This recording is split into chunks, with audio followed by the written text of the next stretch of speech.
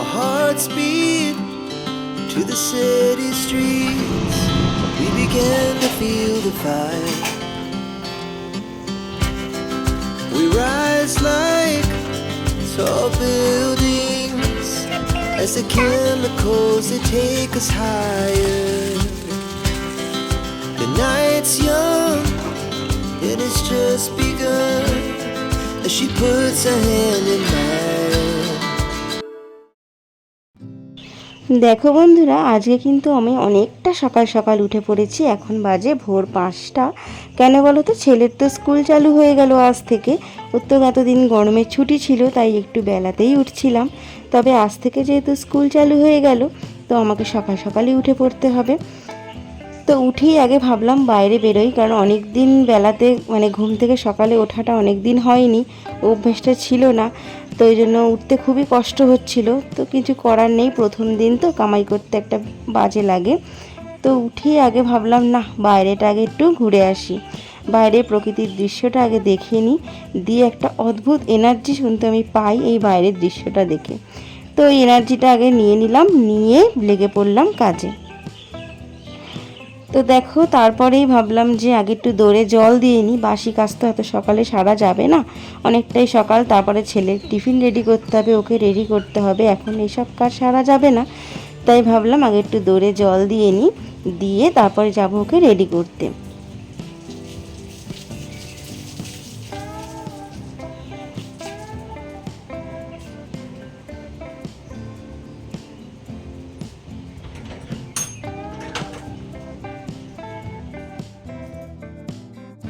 তো চলো একটু ফ্রেশ হয়ে নিয়ে তারপরে যাব ছেলেকে ডাকতে। ও এখনও ঘুমোচ্ছে, ভাবলাম আমি একটু এদিকটা গুছিয়ে নিই, তারপরে ওকে ডাকবো, ঘুমোচ্ছে ঘুমোক। তো আজকে জানো তো আমাকেই নিয়ে যেতে হবে ছেলেকে স্কুলে, কারণ তোমার দাদাভাই বাড়িতে নেই। তো ওকেও রেডি করে তারপরে আমি রেডি হয়ে নেব। তো যাই হোক বন্ধুরা, তোমরা সবাই কেমন আছো? আশা করছি সবাই খুব ভালো আছো, সুস্থ আছো, আর আমরাও কিন্তু বেশ ভালো আছি। তো আমার আরও একটি নতুন ব্লগে তোমাদের সকলকে ওয়েলকাম আর অনেক ভালোবাসা। তো আজকে হচ্ছে সোমবার, আর এখন বাজে সকাল 5টা, তোমরা দেখতেই পেলে। আর এখন থেকেই তোমাদেরকে সাথে নিয়ে, সঙ্গে নিয়ে আমি আমার ব্লগটা শুরু করছি। তো আশা করছি তোমাদের একটু হলেও ভালো লাগবে। আর যদি ভালো লাগে একটা লাইক করে দিও, আর শেয়ার করে দিও, আর কমেন্ট করতে কিন্তু তোমরা একদম ভুলবে না। তো চলো, আজকে আরও একটা নতুন দিন, নতুন সকাল। তো দেখো, পুরোপুরি রেডি হয়ে বেরিয়ে পড়লাম ছেলেকে স্কুল দিতে। তো দেখো, সকাল সকাল মানে ভোরবেলা বেশ বাইরে ওয়েদারটা কিন্তু দারুণ লাগে, রোদ নেই, কিছু নেই, বেশ ভালোই লাগে। আর ওদের মর্নিং স্কুল হয় বলে বেশ একদিকে কিন্তু বাঁচোয়া, গরমটা কিন্তু খুব একটা পাওয়া যায় না। আর সকাল সকাল বেশ টোটো করে যাচ্ছি, আর কি সুন্দর হাওয়া দিচ্ছে, এত ভালো লাগছিল কি বলবো তোমাদের। তো যাই হোক, ছেলেকে স্কুলে দিয়ে তারপরে ভাবলাম এবার হাঁটতে হাঁটতে যাই স্টেশনের ওদিকে, ওখান থেকে টোটো ধরবো।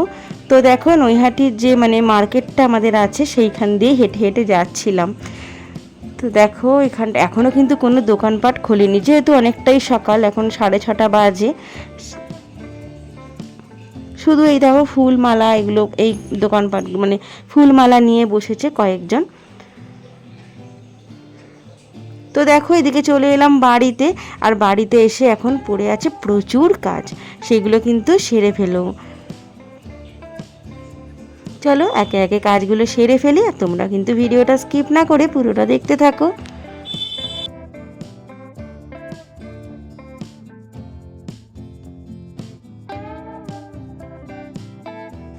তো দেখো, এদিকে এসেই আগে পর্দা টর্দা খুলে বিছানাটা আগে গুছিয়ে নিলাম। আর দেখতে পেলে আমার বিছানাটার অবস্থা করেছে ছেলে, পেনের কালি ফেলে পুরো ভর্তি করে দিয়েছে। জানি না এটা কাচলে উঠবে কি না, সেটাই তোমাদেরকে একটু দেখালাম যে ও কতটা দুষ্টুমি করে বাড়িতে।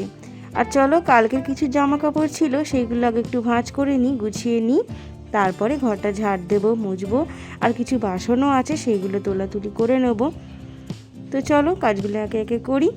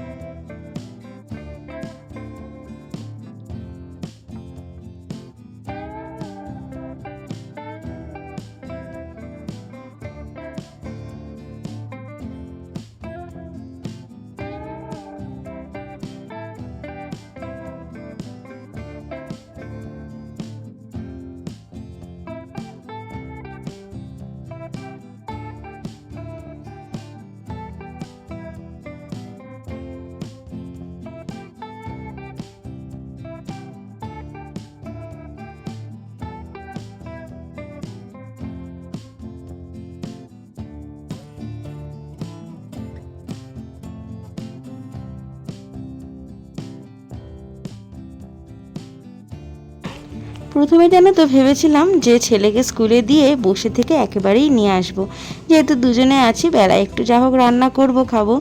কিন্তু ভাবলাম না, বাড়ি চলে এলে বাড়ির অনেকটা কাজ কিন্তু এগিয়ে যাবে, আর ওখানে বসে থাকলে তো সেটা হবে না। আর রোদ্দুরেই বা গরমে বসবো বা কোথায়?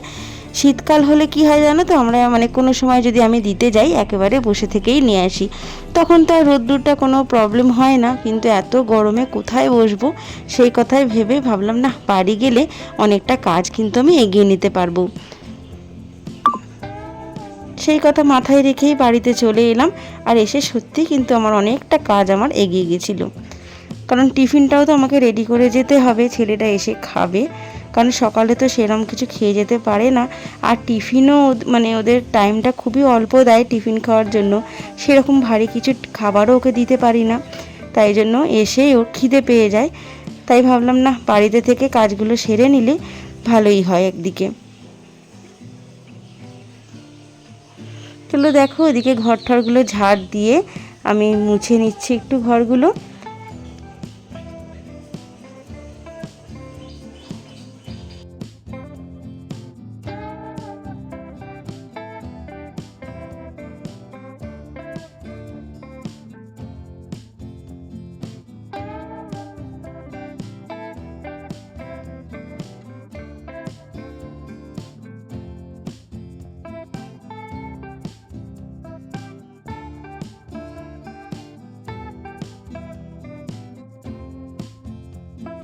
তো দেখো বন্ধুরা, এদিকে কিন্তু আমার ঘর মোছা ঝাড় দেওয়া কমপ্লিট হয়ে গেছে।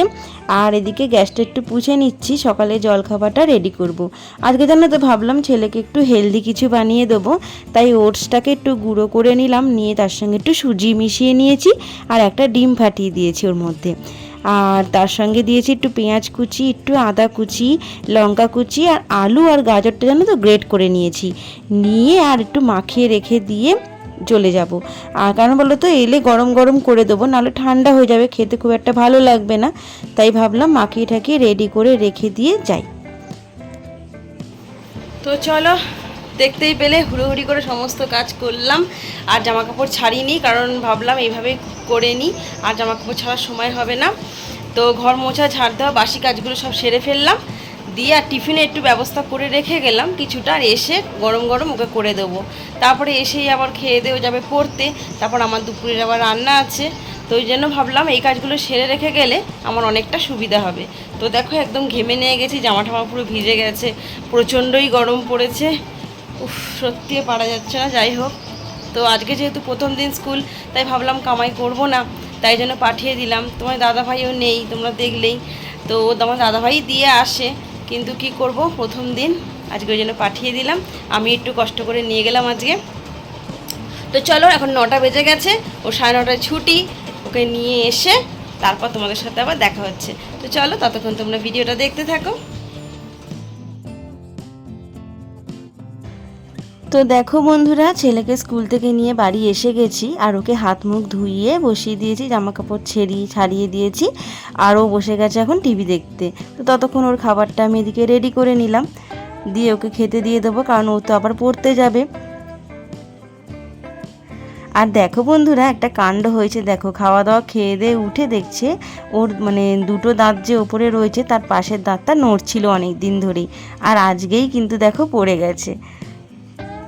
আর জানো তো, ওকে আমি বলছিলাম আজকে স্কুল থেকে আসার সময় জানো তো একটু মাটন নিয়ে এসেছিলাম, অনেকদিন ধরেই ছেলে বায়না করছিল খাবে বলে। তো আসার সময় একটু মাটন নিয়ে এসেছিলাম, একটু কলমি শাক নিয়ে এসেছিলাম, একটু বাজার করে নিয়ে এসেছি। তো ওকে বললাম যে তোর তো দাঁত পড়ে গেছে, তুই তো আর খেতেই পারবি না। তো এটা শুনে ও একটু খুব মানে ভাবছিল যে সত্যি কি আমি খেতে পারবো না। তারপর পরে বুঝলো যে না, মাম্মা ইয়ার্কি করছে, তখন ও একটু খুশি হলো। তো যাই হোক, দেখো এদিকে আমি কিন্তু মশলা একটু পেস্ট করে রেডি করেই রেখে গেছিলাম, তাই এসে টপ করে কিন্তু আমার রান্না করতে একদম দেরি হয়নি। পেঁয়াজটা কুচিয়ে দিয়েছি, আর একটু রসুন, আদা, কাঁচা লঙ্কা, আর একটু গোলমরিচ গুঁড়ো বলছি, পেস্ট করে রেখেই গেছিলাম ওইটা। আর জানো তো, খাসির মাংস রান্না করলে আমি কিন্তু মানে আলাদা করে কষাই না, এইরকম সমস্ত মশলা দিয়ে ম্যারিনেট করে রেখে তারপর রান্না করি। আর তার সঙ্গে দিলাম হচ্ছে জিরে গুঁড়ো, ধনে গুঁড়ো, টমেটো, তারপরে হলুদ গুঁড়ো, আর হচ্ছে কাশ্মীরি লঙ্কার গুঁড়ো, যারা শুকনো লঙ্কা খায় শুকনো লঙ্কা গুঁড়োও দিতে পারো, তেজপাতা, কাঁচা সর্ষের তেল দিয়ে মাখিয়ে রেখে দিলাম।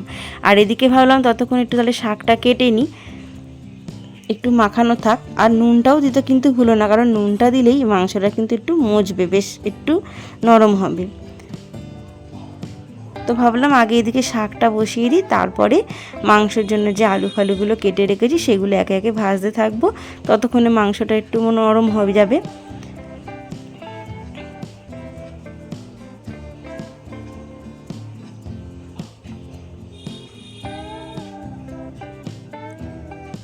তো দেখো এদিকে কথা বলতে বলতে আমার শাক ভাজা কিন্তু কমপ্লিট হয়ে গেছে।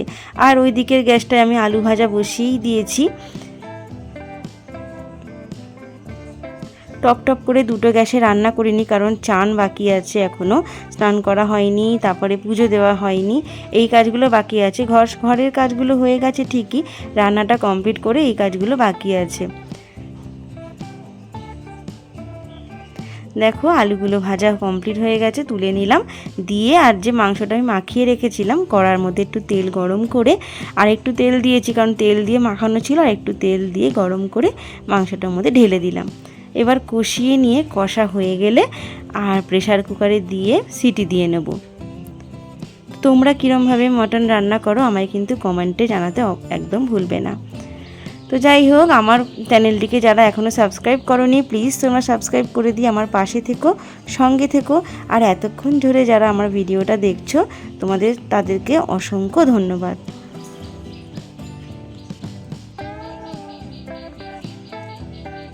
তো ওদিকে মাংসটা ঢাকা চাপা দিয়ে বসিয়ে দিলাম কষানোর জন্য। আর এদিকে ওইদিকে গ্যাসটা খালি আছে, তাই ভাবলাম ভাতটা ওদিকে ধুয়ে বসিয়ে দিই। তো দেখো অনেকটাই গল্প করলাম, গল্প করতে করতে কিন্তু আমার এদিকে মাংসটা কষানো হয়েও গেছে। প্রেসার কুকারে দিয়ে দিলাম, আর সিটি দিলেই কিন্তু আমার রান্না একেবারেই রেডি হয়ে যাবে। ওদিকে ভাতটাও মোটামুটি হয়েই গেছে, তারপরে স্নান টান সেরে নেবো। তো দেখো রান্না আমার এদিকে কমপ্লিট।